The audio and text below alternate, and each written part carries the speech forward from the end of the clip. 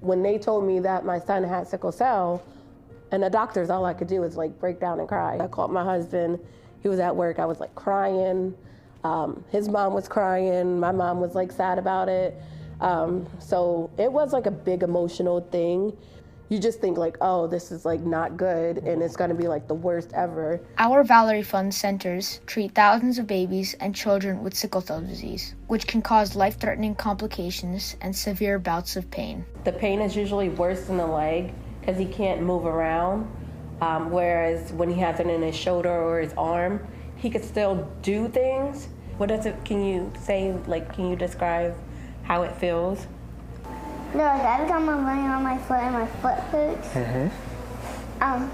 it just slows me down. It hurts like very bad. Sometimes I walk inside and then go tell my mom or my dad.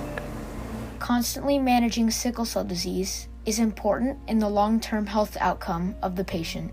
Through the Sickle Cell Patient Program, child life specialists, social workers, and nurses teach patients, parents, and siblings how to identify and manage this disease.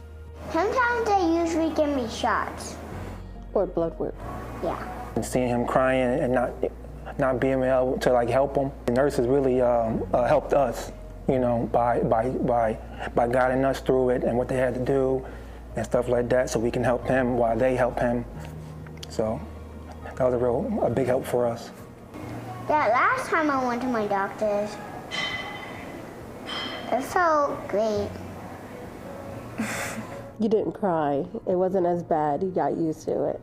He's starting to get used to the shots now and stuff. So, plus him knowing that he's getting a prize after, you know, he started to be more of a big boy, you know, when it comes to the shots. So he's been through a whole lot. The Valerie Fund supports nearly 6,000 children and their families each year. The Valerie Fund Emergency Fund was especially important this year as our families have been impacted by COVID. I actually used to work with people with disabilities, and I had to make the choice to stop working, and I just didn't want to take the risk of bringing anything back home to my family, but especially Zion, because I didn't know how COVID would affect him with his sickle cell. They actually helped get him a laptop because they had the virtual learning and we didn't have enough computers for all the kids, and they offered like a laptop for us. They even helped with food also. They're there. Anything we need, they paid for my son the medication, and they did it for like a year, over a year or two. The Valerie Fund is there to help when families are at their most vulnerable. I always want the Valerie Fund. I don't trust anybody else. I know the Valerie Fund is like home to us, basically. So we wouldn't want to go anywhere else. we definitely had plans on moving out of the state and stuff like that, you know, somewhere cheaper and whatever, you know, somewhere better for our family. But, you know, the Valerie Fund is one of the reasons why we stay.